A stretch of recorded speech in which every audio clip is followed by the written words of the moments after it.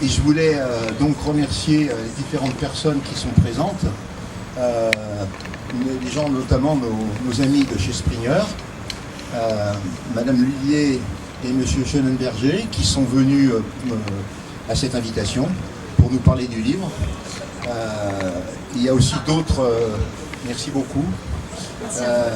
Je voulais également rendre hommage à mon ami Joachim Jor, qui est professeur à l'Université de Lisbonne, qui est éditeur du livre avec ses collaborateurs. Il a fait un travail vraiment remarquable, et donc il est éditeur de Computer and Graphics. Il est au sommet mondial dans l'ingénierie, l'informatique, et il est depuis longtemps organise des congrès à l'IEE, c'est une formation mondiale sur l'ingénierie et l'informatique qui compte 400 000 membres et 160 pays.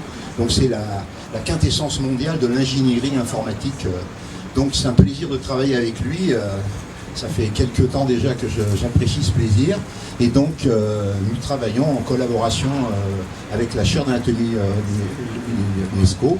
Et donc j'ai aussi donc évidemment le plaisir d'avoir avec nous mon ami Vincent Delmas, qui lui est le chairman de la chaire UNESCO, qui est membre de l'Académie de médecine et de chirurgie, qui est chirurgien urologue et Pichat, et qui a très longtemps été directeur du laboratoire d'anatomie à Descartes. Donc je vais commencer je te donne la parole. Ah voilà, bonsoir. Je te donne la parole, Vincent, pour que tu rajoutes un petit mot. De toute façon, tout à l'heure, je vais parler en quelques minutes de l'anatomie numérique. Qu'est-ce que c'est que l'anatomie numérique selon nous? Je voulais donc, on a donc quelques intervenants qui vont parler au sujet du livre ou au sujet des... Alors quels sont ces intervenants? C'est M. Schönenberger d'abord, c'est Joachim également, qui est co-éditeur du livre, c'est Luc Solaire, qui est professeur, qui est un des membres de notre académie, qui est professeur à l'IRCAD, et qui est président de Visible Patient, qui est ce programme qui nous fait reconstruire des patients en 3D. Donc il prendra la parole tout à l'heure pour nous parler de la chirurgie du futur. Et nous attendons Cécile Badoil, qui est de l'Université de Paris, qui devrait aussi prendre la parole à la fin. Donc je pense qu'on va arriver dans 5 minutes, donc on va recommencer. Donc quelques mots d'abord, avant de donner la parole aux intervenants, juste quelques mots sur l'anatomie numérique. L'anatomie numérique, donc c'est une véritable révolution. Tout le numérique révolutionne l'ensemble de nos activités, mais en anatomie c'est très particulier. Pourquoi c'est particulier? Parce que l'anatomie est une science fondamentale, extrêmement, je dirais, ancienne, traditionnelle, et que le numérique, introduire le numérique dans l'anatomie, c'est quelque chose de révolutionnaire, c'est sûr.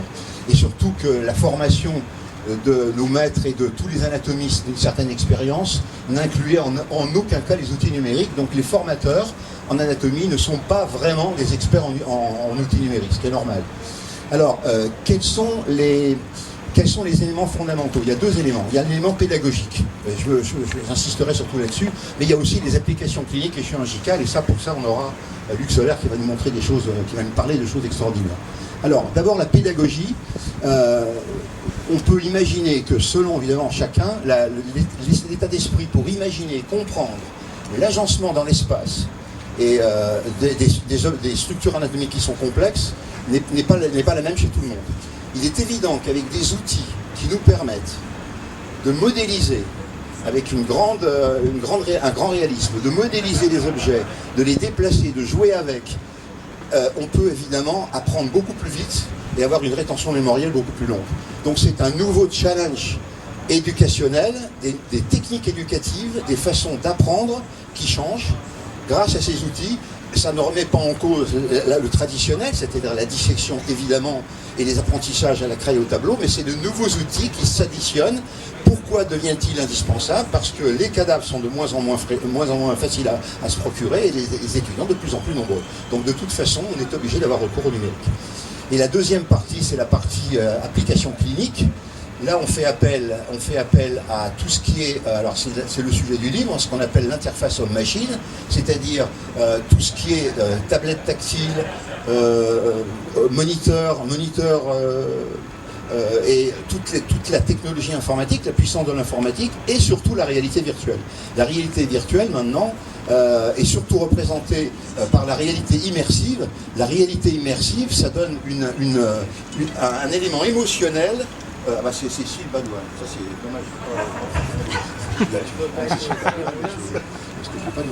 Donc c'est par l'intensité. Ah oui, non mais je te la brancherai. Tu peux la rebrancher. Non, bah, tant pis, je vais finir. Je vais la prendre en 30 secondes. Elle m'appelle, elle est perdue, elle est au 12 et nous sommes au 14, sans doute. Donc oui, je finis, j'en ai pour 1 minute. Donc la réalité virtuelle et surtout la réalité immersive donne un effet, une émotion considérable qui permet d'augmenter les capacités d'apprentissage et la rétention mémorielle et la compréhension dans l'espace. Parce que tout le monde n'a pas la faculté, comme les professeurs d'anatomie, de passer du 2D au 3D automatiquement dans la tête en quelques secondes. Les étudiants ont beaucoup de mal et là, on a immédiatement reconstruire un univers et on comprend beaucoup mieux les structures dans l'espace. Voilà.